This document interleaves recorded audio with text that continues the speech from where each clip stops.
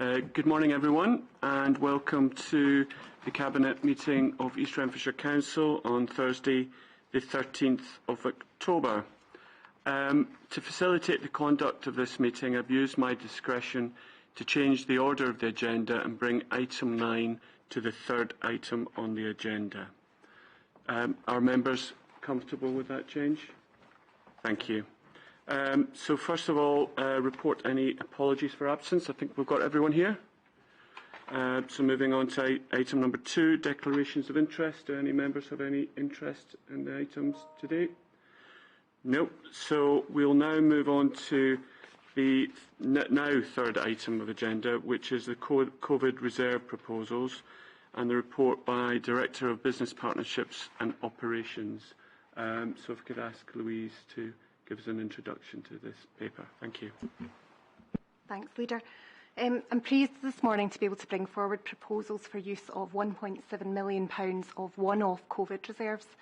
I'd say this has been a piece of work that's really captured the hearts and minds of staff, elected members and partners alike, everyone being keen to do whatever we can to support local people and communities through what could be a challenging winter ahead and to support communities to build back stronger in the longer term from the pandemic. Proposals have been developed in partnership with local agencies such as Voluntary Action East Renfrewshire, Citizens Advice Bureau and partnership groups like the Child Poverty Action Group, Local Employability Partnership and Social Security Working Group. And they've been subject to discussion with a cross-party member officer working group as well. These proposals build on the £1.469 million of Local Authority COVID Economic Recovery Fund proposals, LACER proposals that Cabinet agreed in August. And also the £1.25 million of proposals that are later on today's agenda in relation to economic growth. HSCP's also contributed some resources for social work Section 22 payments for children and additional capacity to respond to growing demands for adult services, and that's in paragraph 17 and 18 of this report. Annex 1 of the report outlines some of the background to the proposals, including how COVID has affected what's referred to as the 4 harms, so direct health, indirect health, society and economy. So challenges there include well-being, quality of life impacts, increasing complexity in domestic violence, declines in social connectedness, impacts to educational attainment, community groups being slower to return than we would have expected, lower footfall in town centres and increases that we're seeing in referrals to money advice and rights services and Citizens Advice Bureau. We expect that these issues will be exacerbated further by the current cost of living crisis, which is dominating headlines. Weak earnings and income growth, in-work poverty and increasing fuel and food costs have seen household finances squeezed. The Resolution Foundation's estimated that levels of absolute child poverty could rise by 5 percentage points this year, and Glasgow City Region projections estimate this could mean an additional 950 children living in poverty in East Renfrewshire. A national cost of living campaign has been launched and our local libraries have been selected as distribution points for those leaflets, and the Council's also launched its own cost of living webpage and is working closely with third sector partners led by Voluntary Action to collate a list of community supports, and links to that are in this paper as well, and local communities and groups are urged to add to that list so we've got the most complete picture that we can have and we are able to identify any gaps too. Voluntary Action is also open currently to bids from communities for their mental health and wellbeing fund and some of the humanitarian side of things, so that's a useful thing to be aware of as well. Today's proposals before Cabinet are funded using one-off COVID recovery funding, targeted towards direct support this winter, support for our advisory services, support for communities for capacity building and long-term recovery, initiatives to reduce fuel poverty and support mental health and wellbeing. Annex 2 shows the list of current proposals we would recommend now for funding. There is clearly a lot more going on out there, so Annex 3 does show some of the ones on our reserve list, which we would aim to progress if further funding became available from whatever source. Together with LACER and economic proposals, these represent a package of support that total £4.4 million and that would be directed to local communities and businesses.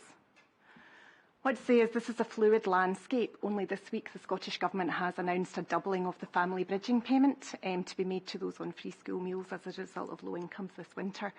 There are hopes that other announcements might be forthcoming or other funding might follow, but in the meantime the Council's COVID reserve does need to be managed carefully so that we do have the resources in place to deal with whatever challenges we face this winter in terms of the pandemic.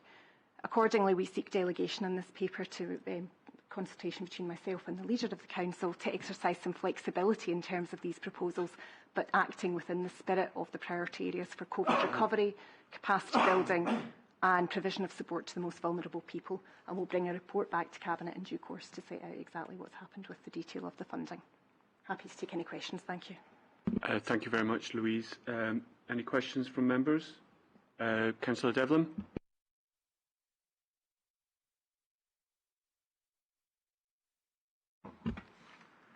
The Auchenback Resource Centre, I see there, obviously, it's in a deferred proposal. I mean, can I say the reason why?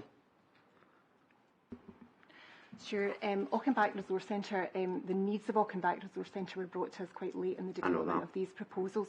So I think we're keen to understand just the circumstances that Auchenback Resource Centre work with. The Council does provide them quite a degree of funding as part of normal business. So what we really need to do is go and work with Auchenback to understand their current financial circumstances, understand their reserves, their financial policies, etc., and just what kind of support they need.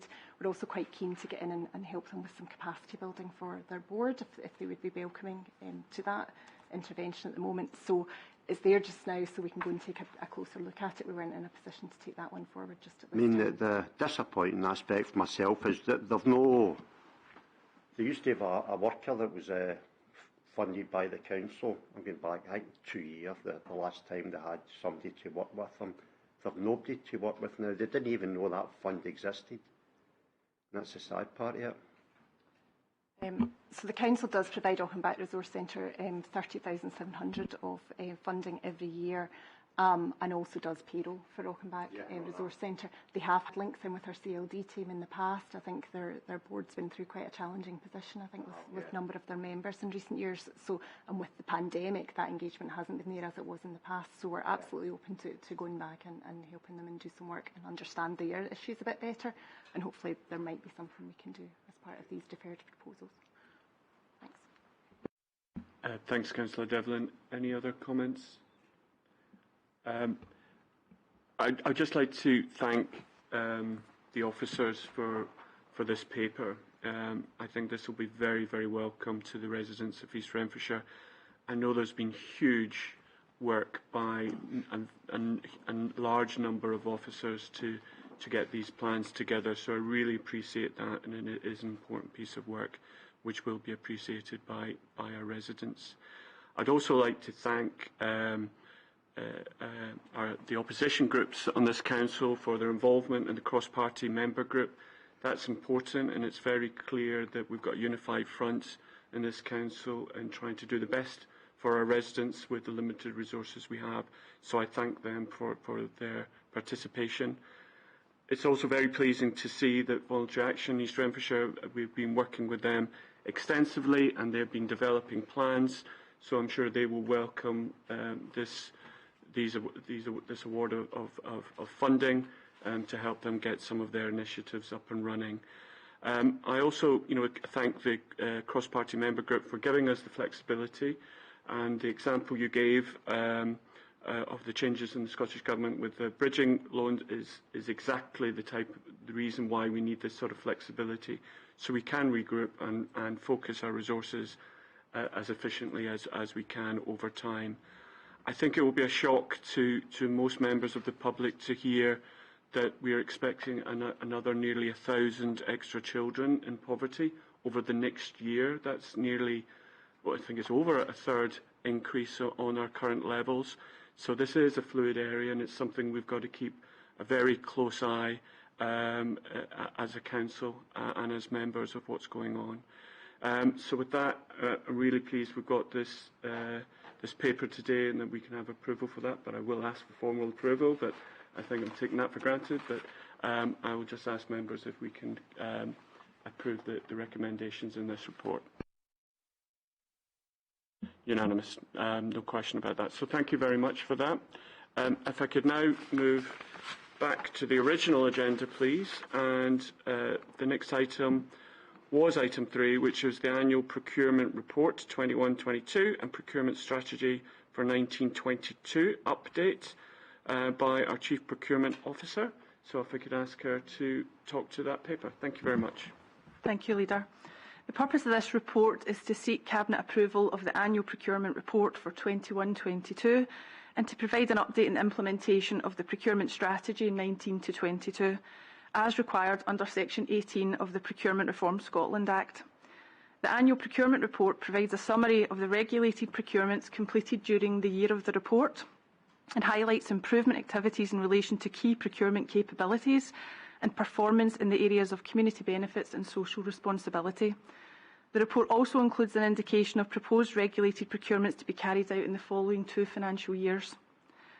The updated procurement strategy provides Cabinet with an update of progress against our key procurement aims, which include improved leadership and stakeholder management, compliance with legislative and statutory duties with improved governance, strategic procurement to identify opportunities and savings, performance reporting to drive performance, and improve sustainable procurement and community benefits. The reports demonstrate how procurement in East Renfrewshire plays a fundamental role in delivery of the Council's strategic objectives. So in summary, I'm asking Cabinet to approve the annual procurement report for financial year 2021-22 and to note the update in the procurement strategy, and I'm happy to take any questions. Thank you very much. Members, do you have any questions? Councillor Anderson. Thank you, Leader. Just like to ask about, I'm familiar with, in terms of investments, I don't know if you've ever heard of environment and social governance, ESG, that's in the private sector is quite a significant thing. It actually helps organisations when they, in terms of procurement, obviously we deal with a lot of companies and a lot of suppliers, and it's about compliance with, it started with the UN, and I can give you further information on it if you like, but what it does is that you as an organisation and the organisations you deal with have policies that to do with environment and societal impact and governance, and it ensures that your suppliers are meeting the same sort of standards that you are. And does the Council have any intention in terms of relationship with people we procure things from, but to check that they have the same approach as us to these different quite important factors? Thank you. What I can tell you about our procurements is that we follow the Scottish Government guidance, which is called the Single Procurement Document. That set of questions is compliance questions, which qualifies bidders to ensure that they are following in line with legislative requirements around sustainable procurement, social value, modern slavery, prompt payment, and lots of other areas. I would be happy to hear and speak to you offline to understand that information you provided. I think it sounds very interesting, so I will take you up on that and certainly reflect the information that you have mentioned against what we already do in procurement to see if we can improve anything that we're doing. Okay, thank you. Any other questions? I had one somewhat similar question, and it's really to do with external reporting on carbon emissions and how we get to zero, and the Scope 3 items, which is an emerging area. What's procurement's role in gathering this type of information through your processes? Thank you. What we are doing just now is we have for contract activities an impact assessment which is included, so we ask our bidders to respond to that, to advise us how they are managing their emissions and how that will be reflected in the supply chain and the contracts that we're awarding. We're obviously looking to contract with responsible suppliers, and we want to understand how they will manage that and help us get to net zero. So we're working in partnership with each other, which is monitored through contract and supplier management. Thank you very much. So if there are no other questions, can I ask Cabinet to approve the Annual Procurement Report 21-22 and note the update? And my screen has just gone. Sorry about that. And note the update on the procurement strategy as detailed in Appendix 1 and 2. So approved. Thank you very much, Diggy. So if I could move on to item number 4, licensing of short-term lets. Report by the Director of Environment, Andy Cahill. Thank you very much, Leader. I'm I'm conscious of the time this morning for this and the next item, because we've got a budget strategy group afterwards. So I take the report as read.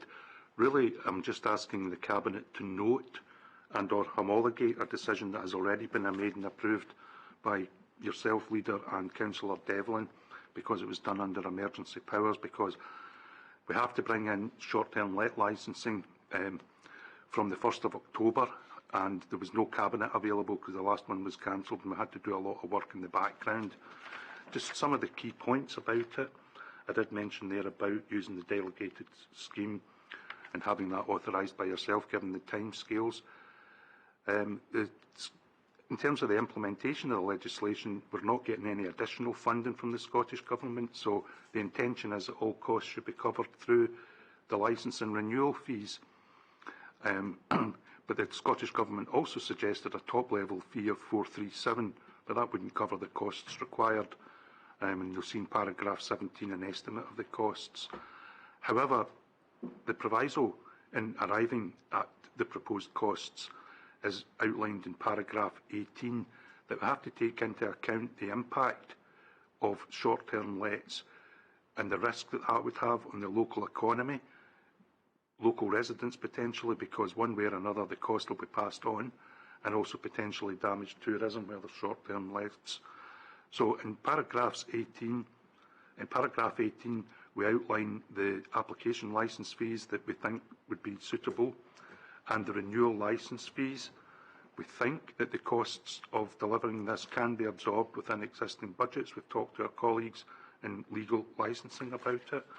And really that's as much as I would want to say, but I've also got Suzanne Conlon, our Senior Housing Manager, here with us, who is aware of all the detail and has done all the work in the background. So happy to take any questions through Suzanne in particular. Thanks. Thanks very much, Andy. Councillor Pagnell.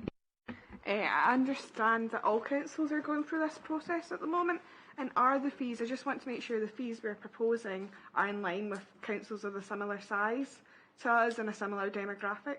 So can you confirm that is the case? The fees across Scotland are quite varied. The more obvious comparator is in East and Berkshire Council, who have fees similar to ourselves. So, for example, our fee for a secondary let is £595, East and Berkshire £650.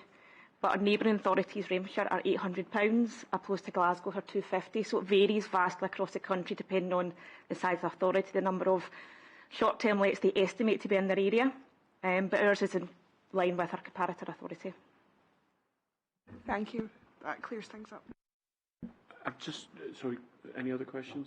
I note in the report that we'll come back in about a year's time to see what the economic impact is in the broader council area, which I think is important, because obviously we don't want to stifle tourism through extra costs. But I also do note that the charges that we're proposing don't fully cover our costs, so there will be a balance there. But thank you very much for that. So moving on to item number 5, which is Strategic Housing Investment Plan 23-28, and again it's back to Andy Cahill.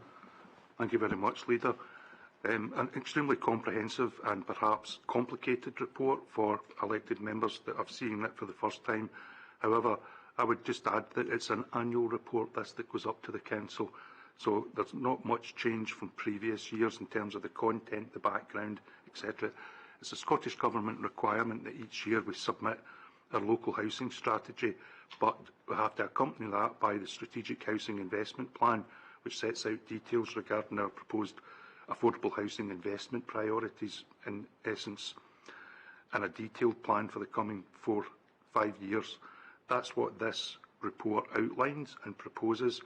And I've got Suzanne again here that's here, and she's happy to be able to answer any questions regarding the detail of the report. Thank you. Any questions from members? Councillor Anderson. Thank you, Leader. Just like to ask, actually, just looking through it, I realised that there's targets and different scenarios and so forth, and ultimately I noticed that it said in the event that where we had to, we would actually purchase properties.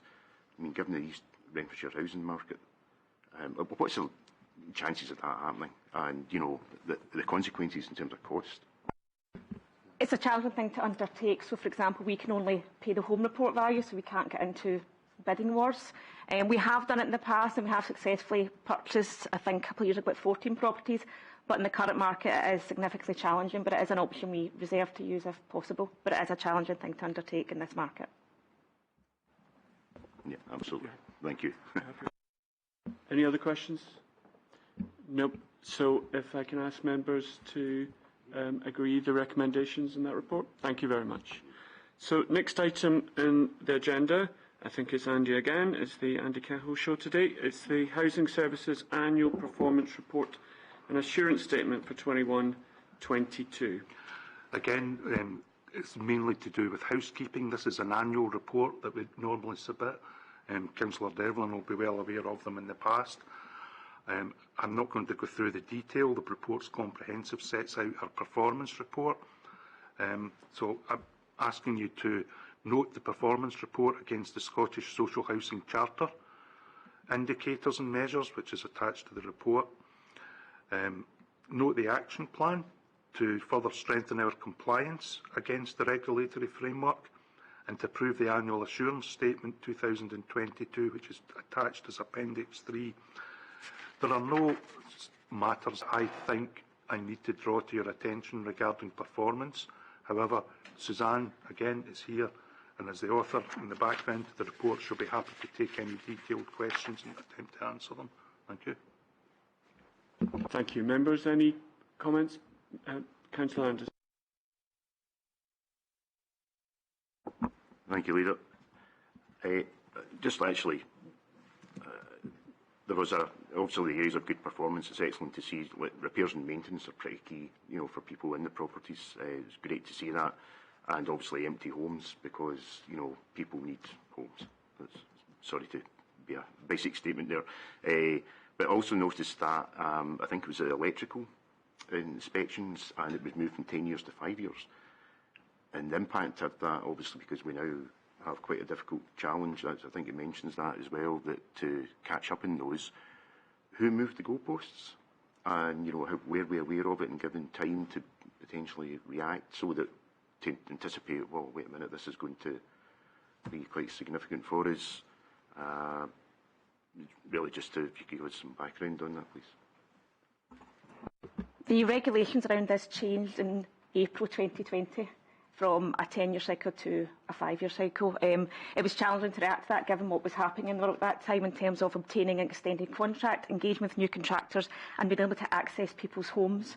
So we have really had that difficulty. We now have a new contractor in place and a challenging target in place to meet compliance, but it might take us a couple of years because we have 3,000 properties to try and do. We're about 50% the way through. We have another 50% to tackle, and obviously people need to be willing to let us in their home to undertake this work. So it's challenging, but we have a contractor in place now to undertake it and to be fully compliant within a couple of years. Thank you. Sorry, Dan. Can I just ask, though, is there any potential penalties? If we don't, or is there a timeline on where we need to? The regulation wanted all councils to be compliant by March this year. But most councils haven't met that because of the restrictions. The regulator, as part of the engagement plan, will come and talk to us about our plans in place, may ask us any questions about how we plan to ensure it. There wouldn't be any kind of challenges to it as long as they're comfortable we have a plan in place to address the regulation. Thank you.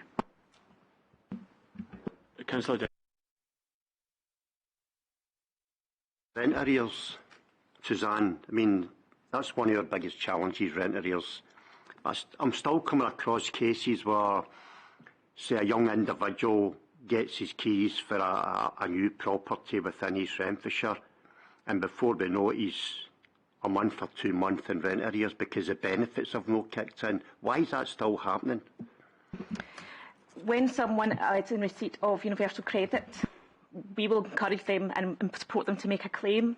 But automatically, most applicants are 5 weeks before they receive a payment, so they are automatically 5 weeks in rent arrears. We will encourage and support people through that process as much as we can, but it's something out with our control because on average it can be up to 8 weeks sometimes before someone gets a payment. So yes, lots of young people and lots of tenants start their tenancy in arrears, but we will work with them and develop reasonable payment arrangements that they can work towards that and affordable. But it is a challenge for all social landlords, and it's something that we have no control over. Who does control? Department of Work and Pensions. Why is, the council, why is councils in general not been obviously lobbying the Westminster government to change this process? I think it affects all landlords, social landlords and private landlords. Councils have made that issue aware, but it's obviously a government decision. Is there anything you can do in-house to speed up the process? We work closely as much as we can with the Department of Work and Pensions. We support tenants to get all their paperwork in and do it so there's no delays, further delays and unnecessary. And we work closely with our colleagues at Mark to make sure we maximise income as much as possible. So we do everything within our powers to do that, but it is, some elements are out with our control. Thanks for that clarification. Unless there's any other points, I would like to recommend that the Cabinet note the performance reports, note the action plan and approve the AAS 2022. Are we agreed with that? Thank you very much. So moving on to item 7 on the agenda is the Local Discretionary Fund Business Support Interventions, and again a report by the Director of Environment. Thank you. Thank you very much, Leader. As part of the Scottish Government's ongoing response to the COVID pandemic, we've been awarded an additional allocation of £1.25 million. It's called the Local Discretionary Fund, and its purpose is to support local businesses. As background, in order to appropriately spend that £1.2 million, Michael and his economic development team have been involved in a number of ongoing consultations with the local business network, since they know best what they think would help them in the circumstances. Unlike previous funds which have been targeted towards specific groups or sectors, this one allows a bit more discretion towards specific groups or sectors based on our knowledge of our local economy. Paragraph 7 of the report outlines our proposals for each of the individual elements of the scheme that we intend to introduce. I'll come back to that. I've got Michael here, our Economic Development Manager, who will be happy to answer any questions on the actual proposals themselves, which I'm sure are the main element of interest to the Cabinet.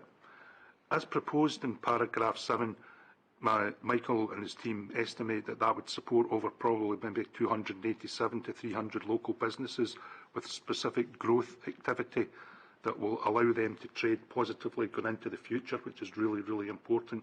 It's not just about getting across a hump of a few months just now, it's more longer term. So it would be looking to improve job retention, job creation opportunities and increase turnover. The benefits are outlined of the proposed programme in paragraph 8. I'd also say that the whole economic development team have been under massive pressure since the government started to release COVID funding towards businesses. It's included huge administration issues. We've had to drag staff in from across the department, other parts of the council, simply to deliver and hand out some of those business grants, for example, to taxi drivers and stuff in the past. So in terms of paragraph 8, you'll see that we're looking to top slice, if you want to call it, some of the funding off of that to cover a few posts that would be kind of hybrid between administrative purposes and providing economic development support. I'll leave Michael to work out the detail about what best he needs. So some of it is about administering the grants, but some of it is about providing advice and stuff like that.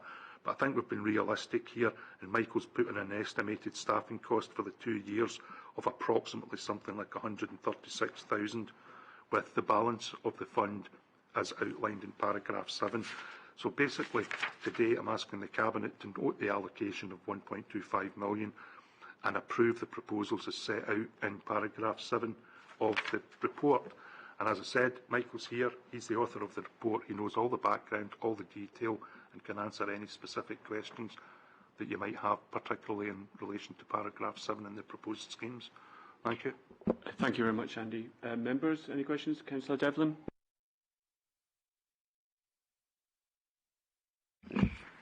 and it's got my name against it. And the sad thing is, that's the first time I've seen this paper. I mean, surely I should be briefed on that, or the administration should be briefed on that before it actually goes live.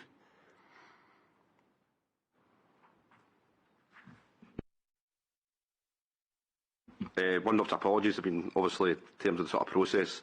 I'd obviously cascaded it to the head of service. I was led to believe that, went through the sort of due process in terms of the employee papers. I can take the point regarding perhaps an individual briefing, but I thought that had been carried out. It doesn't matter. However, this was submitted as a blue paper, which went out, which I understand goes to the administration groups. I'm talking about me being the convener and put my name against it. I've read the paper, and before it became law, I knew nothing about it.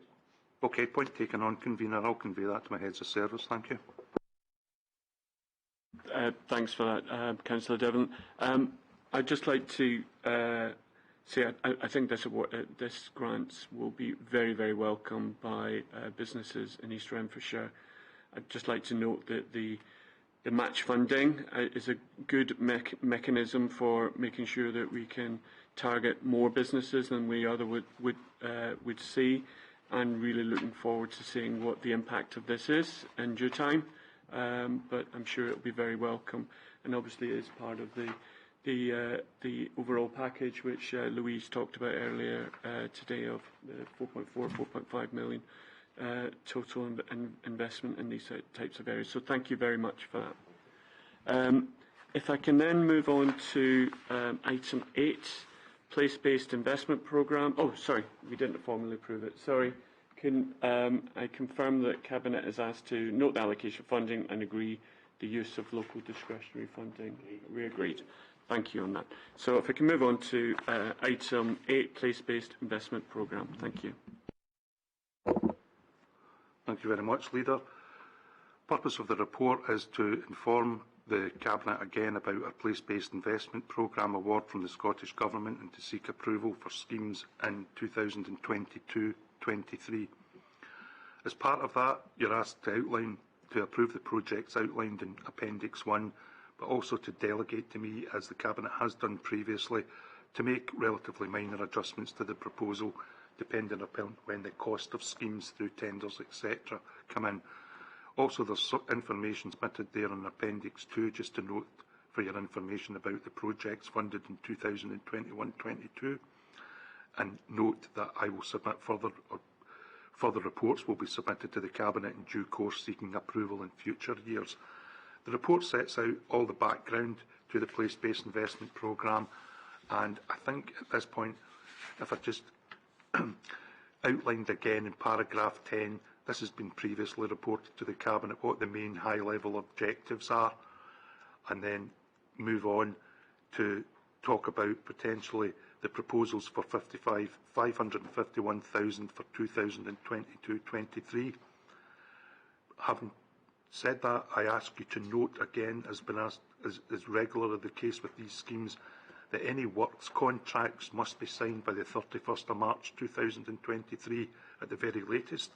Otherwise, the Scottish Government will reclaim the grant. That information has previously been reported. The Economic Development team also put out a call for proposals, I think, in trying to put this together. So without more ado, I'm happy to hand over to Michael to answer any particular questions about the proposed list of projects that are attached to the report. Thank you, Leader. Thank you very much. Any comments from members? Councillor Pragnell? One of the main projects mentioned is the Busby Play Park at Busby Glen. I noted that this week Busby, the Scottish Water announced that they would be awarding £50,000 compensation to be used in the park. Can we ensure that the community of Busby are consulted in what this money is actually used for, and with the help of the council come up with a proposal, including Beautiful Busby and the Community Council, to say exactly what they want in their park? Because it seems like they're being awarded this money quite rightly, but I would hate for Scottish Water to do anything without consulting the people of Busby. Yeah, sure. I think that obviously sort of ties in with the work we're doing in terms of the local action plan. So really getting the views of local stakeholders, community groups, in terms of what improvements they actually want to see within the area. We'll obviously sort of take that as an action point from today. Councillor Devlin.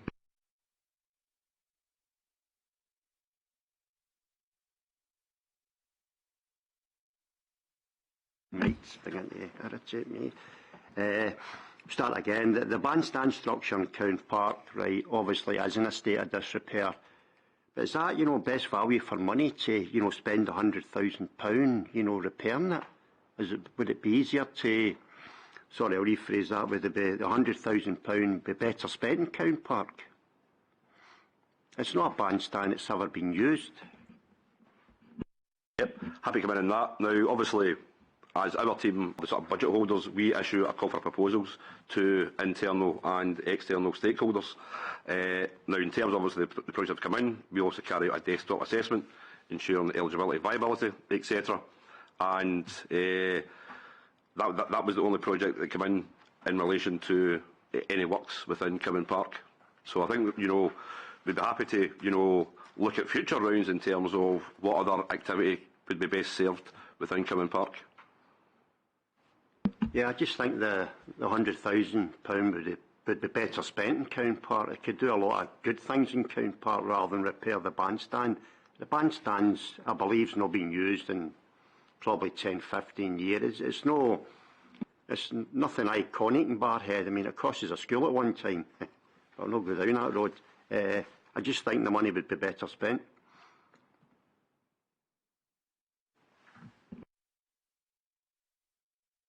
Your response on that? Or? No, I'll come in.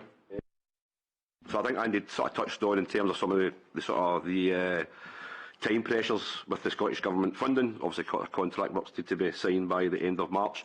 But I'd be quite happy to get a chat with colleagues in neighbourhood services in terms of the round 3 of the place-based investment programme to see what other worthwhile activity could take place within Cowan Park via the place-based investment programme, but also via the upcoming UK Shared Prosperity Fund programme as well, which a paper is coming to Cabinet hopefully next meeting in terms of outline proposals for that scheme. Question, obviously the money's got to be spent in that. Is that what we're saying? It's too late to withdraw it. Fine. I think, to be honest, that is part of the problem, Councillor Devlin, that to be able to try to consult and get meaningful consultation come back, and then try to put proposals through the administrative process of Cabinet, and then to try to get tenders and documentation signed by the 31st March, given the current market conditions, which I have to say are a nightmare. Some things nobody tenders for, or they tender massively in excess, or they take ages to do it. And I think at this point it would be really, really difficult to try to substitute a meaningful scheme for that. However, I think Michael's proposal is probably the best one, given the timescales, and that we could look at, in the next round, some wider, potentially more beneficial improvements within Cowan Park and fund it through the next year allocation, if that would be a suitable outcome for the Cabinet, given the current circumstances. Going back to my initial question again, my name's at the bottom of this paper, and when the wider public's going to come up to me and say, why are you spending £100,000 a derelict bandstand when the money could be better spent? That's the point I'm making. Again, what I'm saying is, if I was briefed and you says to me, that bandstand we're going to spend £100,000, I just said, well, I think that £100,000 could be better spent within the park.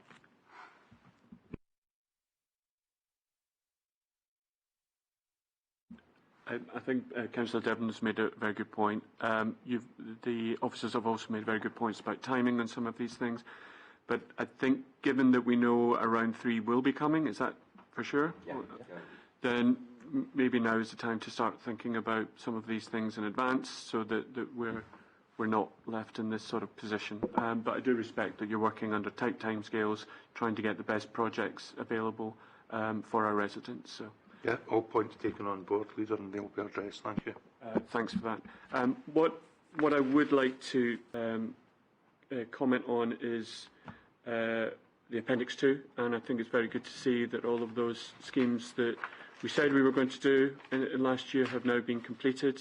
So that's very encouraging, and thanks for all the hard work in delivering on those projects. So thank you very much. Councillor Anderson. Sorry, thanks, Leader. Obviously, just again looking at the various projects, and there's only, I think, one mention about Eaglesham. Was there any stakeholders or any projects considered that didn't meet the criteria? I'm thinking of the one place in particular that I know that I think may have needed help was Scout Hall, the new, I don't know if you're aware of it, that I think was created, not sure exactly where the funding came from because it was, prior to me becoming a councillor.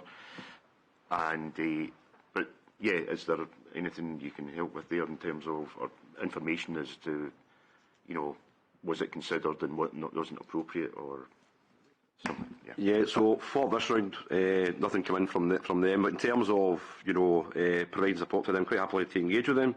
There's obviously other funding available for, community type groups, particularly through the Energy Renewable Fund as well. So I'm quite happy to make contact with them and, give them an outline in terms of upcoming fund opportunities and then support them through that process as well. Okay, thank you. Thank you for that. Good discussion. So if I can ask members to approve the projects outlined in Appendix 1 and delegate to Director of Environment to make adjustments to proposals depending on detailed costs. And I think that's a very important point because we've seen the need for flexibility in previous projects. Note the progress of projects in Appendix 2 and note that further reports will be submitted to Cabinet in due course. Can we agree those recommendations in this paper? So thank you very much. We're agreed on that. And I think that draws us to close. I don't think we've got any other items of business to discuss. So thank you very much for your participation today and see most of you at the Budget Strategy Group shortly. Thank you very much.